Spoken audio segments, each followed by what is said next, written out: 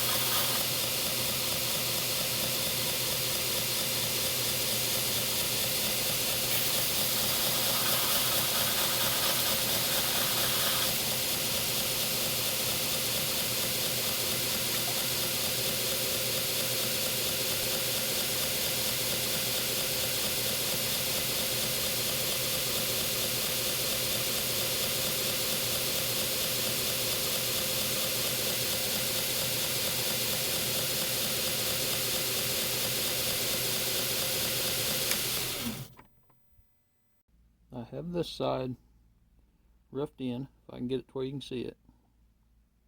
Again, this is just 120 grit. Now I'm going to do the opposite side with the camera in a slightly different position. Maybe you can see a little bit more of what I do.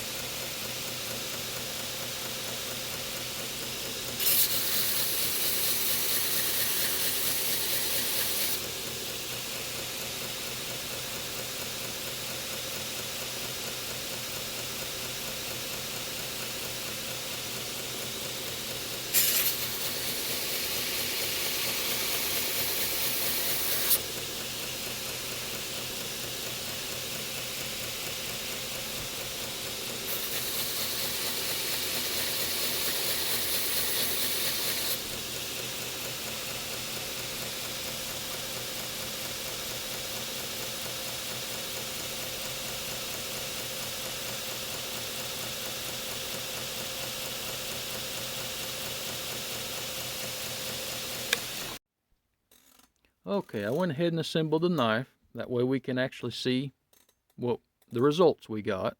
And I got a rough 36 grit belt finish on the bevels. But I do have a 400 grit belt finish on the ricoso. So that's ready for me to hand sand when that time comes. Okay, but let's get a look down in here. That way we can see our results. See at the bottom of the ricoso, you can see how there's clearance between it and the liner on each side, and then it swells out when it comes back here to the hinge part of the tang. So that hinge part of the tang is still the exact same thickness as my back spring. We just thinned it up here at the ricoso. Of course, we thinned it forward too, but so that gives you a look at the ricoso at the bottom of the blade. Okay, up here at the spine, see just the bare minimum of gaps on either side there at the liner. I didn't do near as much at the spine. I wanted to give it as clean a look as possible whenever you follow the transition of the back spring down onto the blade. So the thicknesses is so close that unless you're just looking really closely at it, it appears to be the same thickness when in reality the spine part of the blade is just the merest bit thinner. Okay, we close it. Let's see how we can hold this to get a look at our tolerance on the side. I keep it tight. See, there's the merest of shadow. Of course, hand sanding will take just a little bit more material off. See if this way will show a little better. There we go. Can you see the shadow climbing all the way along the liner up through there? Between the liner and the blade. There we go. It's tight, but there's tolerance. Same on this side. The light hits a little better on this side. It's tight, but there's tolerance. And that's what we want, which gives smooth action, no drag, and no scratches on the ricoso. I hope you enjoyed the video. Maybe that gives you a little better understanding on how I go about doing that. If you enjoyed the video, consider giving it a like. If you want to continue following along on my knife making journey, consider subscribing. I appreciate y'all watching, and I'll see you next time.